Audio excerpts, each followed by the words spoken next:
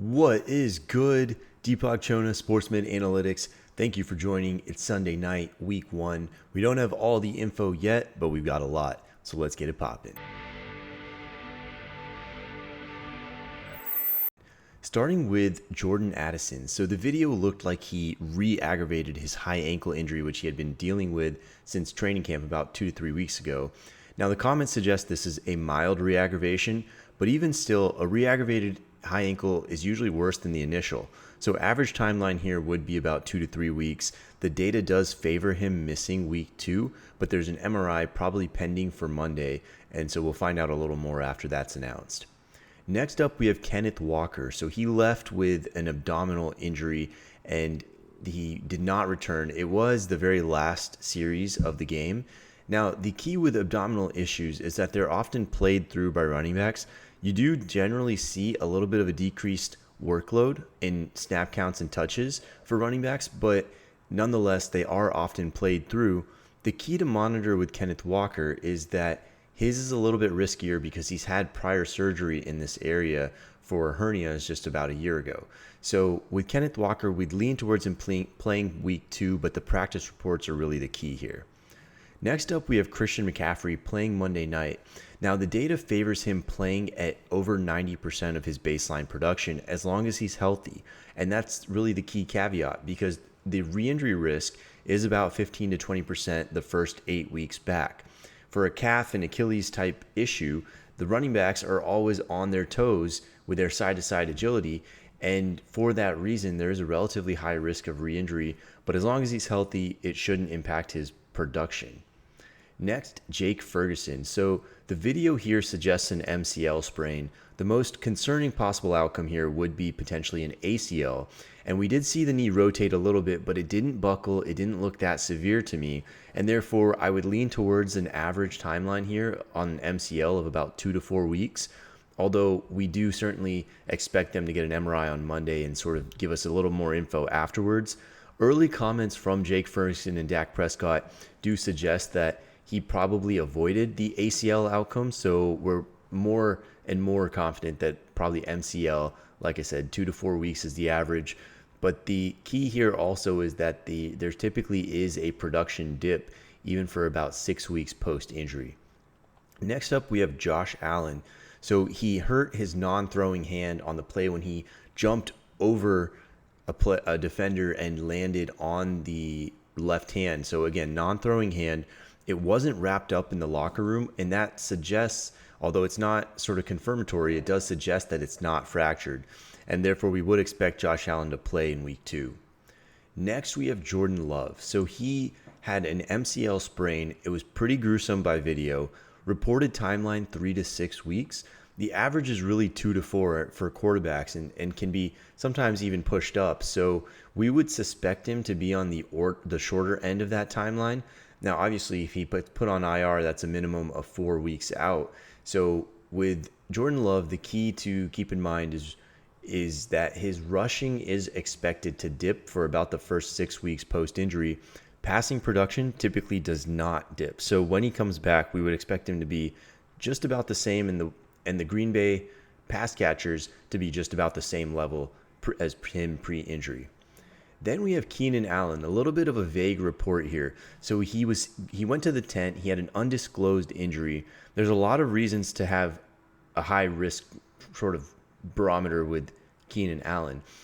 He's up there in age, he has an extensive soft tissue history, and he had a foot issue even going into week 1. So all of those together make him a high risk in general. Now we add in that this new injury or potential injury is of undisclosed variety, and so the practice reports are going to be the key to his week 2 status. Then David Njoku, he was seen pretty severely limping on his ankle. There's likely an MRI pending for him on Monday to be determined, but the data would slightly favor him missing week 2. Even if he has a mild high ankle type issue, that would still probably hurt his availability in the short term. Then we have J.K. Dobbins, and it's really hard not to root for J.K. Dobbins. However, he did get run down from behind on a breakaway run, and he likely would have taken that to the house if he was at peak performance. but it just tells you he's still regaining strength, and that's pretty normal at this point, about 12 months post Achilles repair. He's already doing really sensationally well in order to put up 130 yards his first game back. The data projects around week 8 to 12 where he would likely hit his 90% of his pre-injury explosiveness. Next, Kyler Murray. Now, he looked pretty fluid cutting. His numbers weren't crazy impressive, but again, just watching him, he didn't seem to hesitate. He ducked and dodged defenders. He evaded most hits, which is good to see from an injury risk standpoint. The data on ACLs for quarterbacks predicts year 2 is his return to ACL injury rushing ability. And the comments from Kyler Murray this offseason sort of predicted the same. So week 1, if anything, just confirmed what we suspected there. Then Joe Burrow. Now we need a little more info to know if his lack of production here was because the Patriots played good defense and his O-line, particularly Amarius Mims, their first round tackle, was out and injured. But we would lean slightly towards that being the explanation rather than this totally being from his wrist. The reason for that is that he had an acute repair shortly after the injury with modern implants, which are quite strong. So we would suspect that at this point, Joe Burrow's passing is relatively well maintained, and he was pretty accurate. So overall, we're thinking and hoping that this was just a matter of the O-line being injured and a strong defense hurting Joe Burrow. Then the Colts, Anthony Richardson. So we saw him make a couple deep plays, and that pretty much tells us his throwing strength and accuracy isn't really negatively affected by this 2023 shoulder surgery that he had. And that's sort of what the data had predicted as well. So it more or less confirms suspicions. Now, the one key caveat with Anthony Richardson that we didn't know is what is his injury risk going forward. Last year, of course, he got injured multiple times in just 4 games. And today, if you watched him, he wasn't really sliding. He was taking on big hits. And that makes him a high injury risk, actually pretty similar to the level of risk for running backs. So we would suspect they go to the film room and they tell him to start avoiding some of these hits. But if he isn't, then he is going to be a high re-injury risk going forward. Next up, we have a pair of Achilles. So we start with Kirk Cousins. Now, he had severely limited mobility in the pocket. Also looked like he didn't have much zip on the ball, and Kirk Cousins didn't have the strongest arm to begin with, but certainly looked weaker than normal.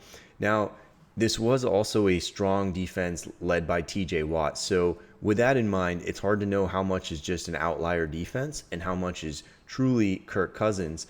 But if he has this sort of inability to avoid pressure, even in the pocket, then Kirk Cousins is going to be at a high injury risk, and we may see Michael Penix sooner than you think.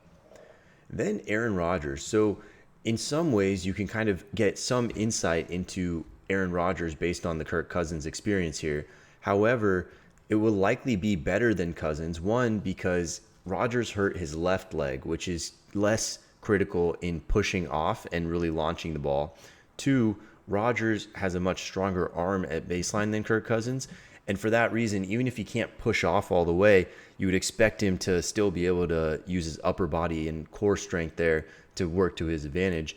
And then thirdly, Rodgers has had 3 extra months to recover from this injury since this happened right at the start of week 1. So overall, I don't think you can necessarily gain a lot on Rodgers' insight just based on Cousins, but there is, I think you're going to see the common thread being very limited mobility in the pocket and definitely limited rushing outside of it. Now, Rodgers since 2020 has seen his rushing numbers decline anyway, so we would certainly expect that trend to continue with Aaron Rodgers. Then Justin Herbert. So optimism here in that he didn't look at all limited. He was moving around pretty well, pushing off, firing off passes. Really doesn't look like he's going to have a whole lot of impact, at least in the short term of this injury. However, he does still carry a mild re-aggravation risk for the season. And with that being said, even if it gets re-aggravated, with Justin Herbert, you would expect him to still be able to launch that ball pretty strongly because of his elite arm strength. And secondly, you can sometimes manage plantar fascia issues with things like steroid injections. And then thirdly, Justin Herbert has played through a number of injuries in the past. So overall, we would say he's relatively unlikely to miss time, even if this does flare up. Then less optimism on Deshaun Watson. Now, the data is pretty convincing that his shoulder surgery from last year is no longer limiting him or negatively impacting his play. The question is he even good anymore? And we don't really know that, but the evidence does not necessarily suggest he is. The other thing, though, that is a little bit of a confounder here is that he was playing against a strong Dallas D-line in front seven with Micah Parsons and DeMarcus Lawrence. And then you also look at his O-line, which had multiple players out with injury. So those are potentially confounding factors that played a role in this poor performance. A little hard to know for sure, but we don't have a whole lot of excuses other than that to make for Deshaun Watson so far. So he may just not be good anymore.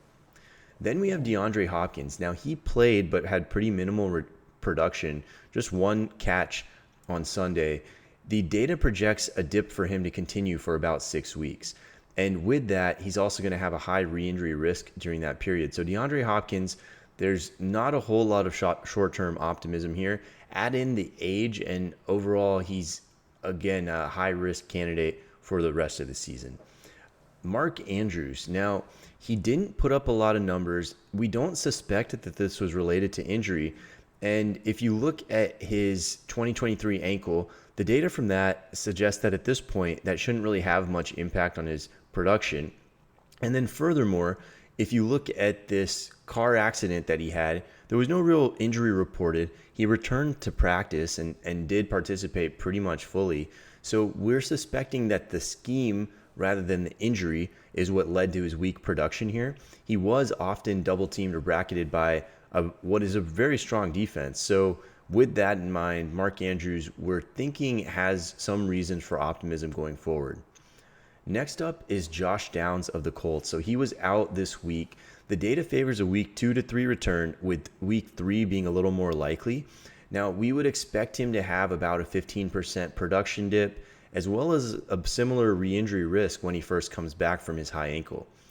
Next is MarShawn Lloyd. So he is trending towards a week 2 return. In fact, his practice data almost suggested he was going to come back week 1.